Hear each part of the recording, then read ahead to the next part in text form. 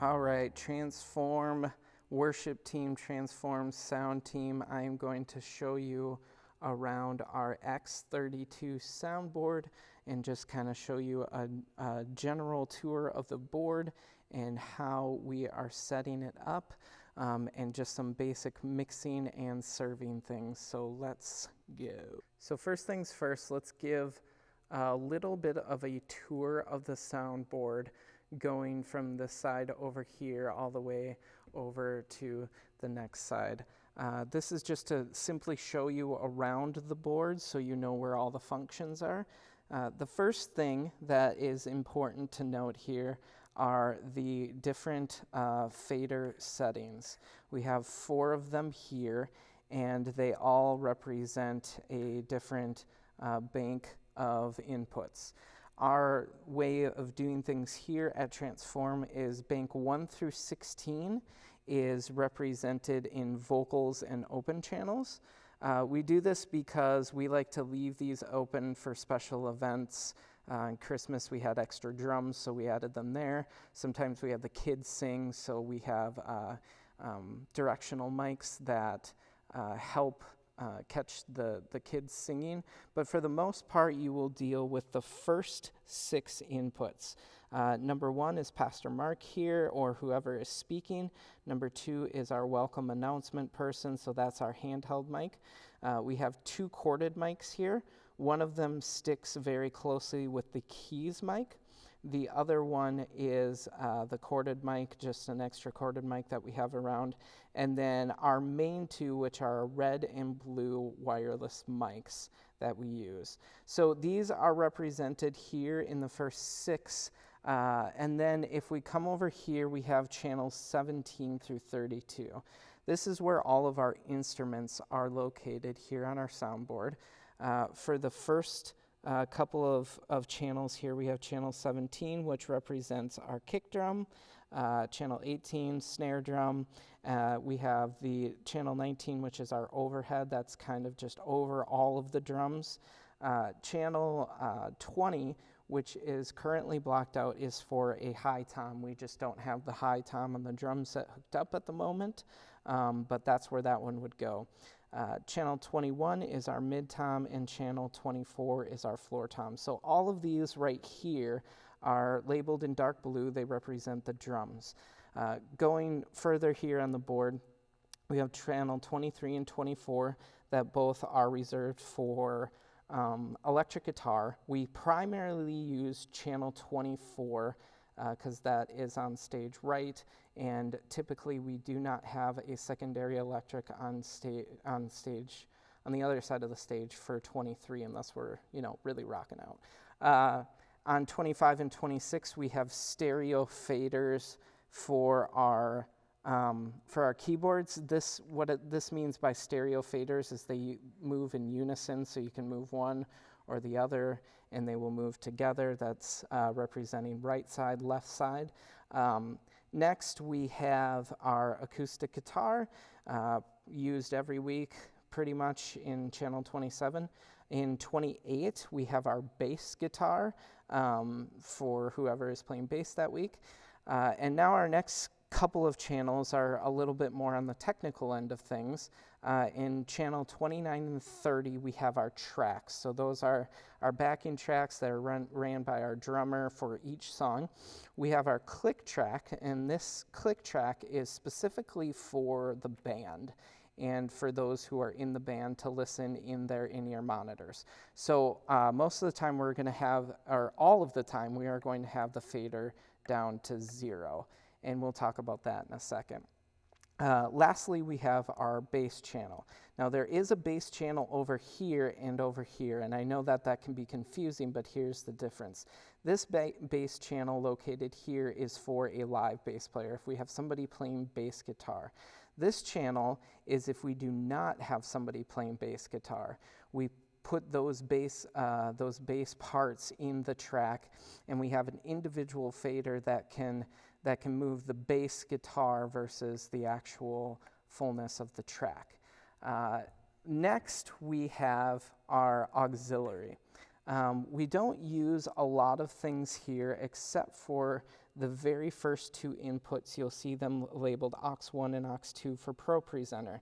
This is to run our lyrics computer, so any kind of countdown, any kind of video, Spotify, just anything we're running will come through that channel. Lastly, just on the other side here of these banks, we have nothing plugged into these guys right here, but right here we have our effects channels, which we'll get to a little bit more in detail, but for the most part, we just want to make sure these are unmuted. Again, I'll get to it in a second here. And lastly, we have our bus master. We're going to look at that from a different perspective on the board. There's two places that we can view both effects and bus channels that we'll talk about in a second. So let's talk about faders for a second. These are your faders. These are just what you're going to be using to turn things up and down. And for the most part, just want to say a couple of things about these faders. Never go above this mark right here. If you are at 0 dB and you're pushing up here, that's pushing the input level of the speakers. So we want to avoid doing that, and we'll talk more about that in a second. And we'll also talk more about general mixing in a little bit with these faders. But I just wanted you to know that these are the faders will change as you go from bank to bank. So those are there. Next here on the board, we're going to move up. On the board here, on the top of each channel, there is a select button. There's also a mute button below each channel. So if you're not hearing something, obviously the first thing that you're going to want to do is, I'm not hearing so-and-so sing and they're using the red mic. Well, if this is muted, you're not going to hear them. So you're going to want to unmute those. And I'm going to show you how to mass unmute everything here in a little bit with our mute groups tool. But until then, we'll just keep moving through the board. The next thing that you'll see is the select keys. This is going to be able to select each individual thing that we want to work on. So let's say for our next part of the board, we want to work on acoustic guitar. Acoustic guitar is something that we work on here in the mix a lot because depending on the acoustic player and the pickups and the nature of the acoustic guitar, all acoustic guitars sound different. So I'm going to go ahead and move up here to the board to show you what this select key does. So now that we have this selected, what's going to change when different things are selected is our screen display and also our display on the top half of the board. So right now we have, like I said, acoustic guitar selected, and what we're going to look at is we're going to look at these four things in specific, and we're going to use this screen kind of as our guide. And so one of the things that we want to make sure is that our fader is at a comfortable level and our gain is at a comfortable level. Now gain is not volume. Gain is not volume, but it will make things louder. But that is not our goal, is to make things louder. It is our goal to make things mix well together. So what we're trying to do is we're trying to work in partnership with this fader and with the gain. The gain is going to be how much signal is sent through of something. Now, there are particular things like guitar pedal boards and our keyboard that has internal sound. And so if you are pushing the gain and you're pushing this and you find out that the acoustic player didn't have their guitar volume turned all the way up, then that's a problem. You're going to want to tell them to turn it all the way up. Typically, we want to keep instruments at about 50 to 75% of their volume. We don't want to push 100 because that's just sending a lot of signal, and then we could be all the way down here and mixing from down here. We want to stay in this comfortable level here. So we use the gain in order to get us in that comfortable fader level between here and here. Now, other tools here are the gate, the dynamics, and the low cut. The low cut's going to change over here. We're going to see as we add the low cut, it's going to come into here. And we typically want to stay between 55 and 140. And 140 is really pushing it. So we want to stay more so on this side of the low end. Now, for different things like vocals, for acoustic, you have to use, in this instance, your ear a little bit. You have to know how much low end is coming in, how much high end is coming in of a said instrument or vocalist, and really gauge your low cut based off of that. Down below, we have the gate and the dynamics. The dynamics are going to really just dictate how much something shows up in the mix. Now, you may say, well, isn't that what the fader is for? Yes, but the dynamics bring them forward a little bit more in the mix. You're going to want to use the fader for that when you're actually mixing on Sunday morning, but the dynamics will kind of put in where you want that instrument to kind of show itself in the thresh here. So as I'm moving that dial, this is dictating that. I can also use these dials down here to dictate the same thing as over here. Lastly, we have our gate. Our gate levels are set for pretty much every instrument. We should not need to really do too much there, is my hope. And as well as these two guys here, which are phantom power, we shouldn't need to do anything with those buttons either. So this is kind of the same thing as right up here for our just general mixing. So now I want to move down just over here. A lot of this stuff is just, again, just stuff that we can find over here. This stuff is stuff that we can find over here, which is where we're headed next. So here is something that we won't deal with as much on a Sunday morning, but this is more something that we need to know in order to help serve the band. The first one is our groups. This is our groups and how everything is grouped together. So you see drums, guitar, vocals, bass, vocals. Everything kind of has their own group. And we want to make sure that these groups are set in unison. We want to do our mixing on this side of the board, not on this side of the board. So if we think, oh, drums are too loud, we don't want to go to the drums channel and turn down the drums. That's going to turn down every single drum. And that may be what you want to do, but the way that we mix here is that we go over to the individual drum that's really making the drums too loud. So maybe I'm hearing a lot of cymbals, so in that case I'd go to the overhead and kind of tweak the fader down. So that's groups. Now over here, just like over here, you're going to have a couple of different a couple of different channels going forward. So the groups one, again, we won't touch a lot, but it's there. The second one starts to be our monitor channels. Now, our monitor channels we have been working on for some time. We're constantly improving them, making them better. So I won't show you which monitor is which, because chances are it'll probably change by even the time that I post this video. But here is what you need to know about the monitor channels that are here. So I'm going to give you a very tangible example. Let's say that we have somebody here who doesn't really know how to mix their monitor. Maybe they're having trouble connecting their phone or whatever to the wireless system on the board in order to mix. Maybe they're just having a bad day and you want to help them. Whatever the case is, again, we have all of our monitors. So let's say this particular person is on monitor 7. So we see monitor 7 here, and we're going to press select. And then what's going to happen is nothing's really going to change. But when we go over, we'll see this one button. This button kind of stands alone as a standalone button in one place right here that says Sends on Fader.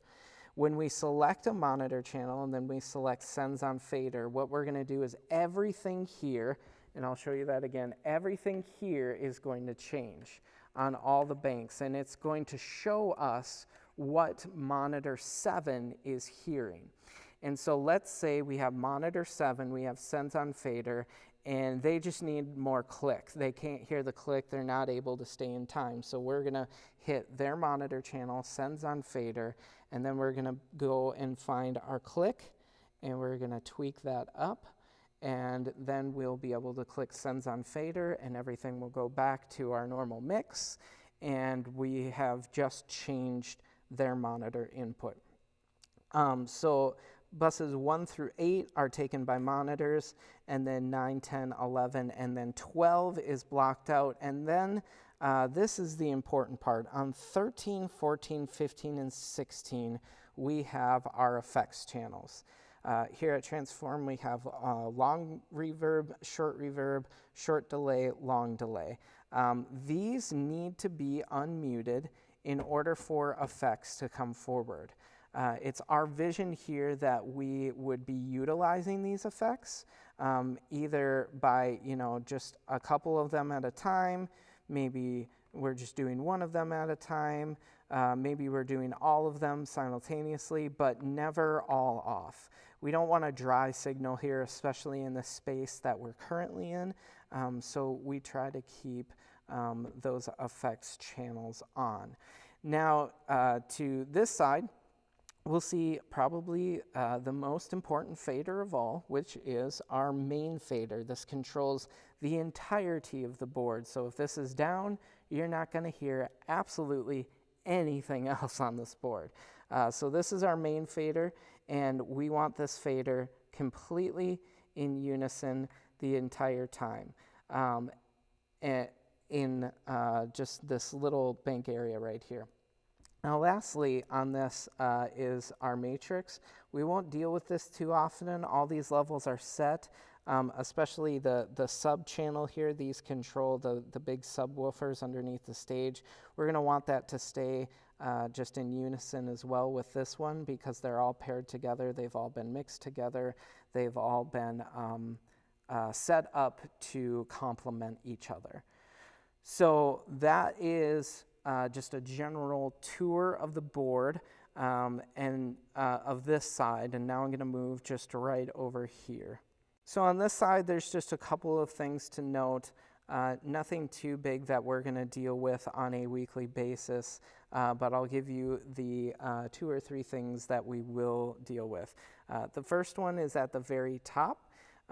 This microphone right here next to the board, if we are hitting both channels A and B, now A is the only talkback that we're in. I like to hit them both just in case there's a monitor that isn't pulling through. But when we talk into this microphone, the band is going to hear us through our in-ear monitors. We'll get to later on how to run a service on why that's important to be able to have that method of communication there in the talkback mic. If we move down, we have our scenes channel. We won't deal with that, but I'll mention it a little bit in this video a little bit later. And lastly here, or actually there's 2 things here. The next thing is our tempo tap. You're going to see these 2 buttons that kind of blink, and that controls something that I had mentioned earlier, which is our effects. Delay is an effect. Reverb is an effect.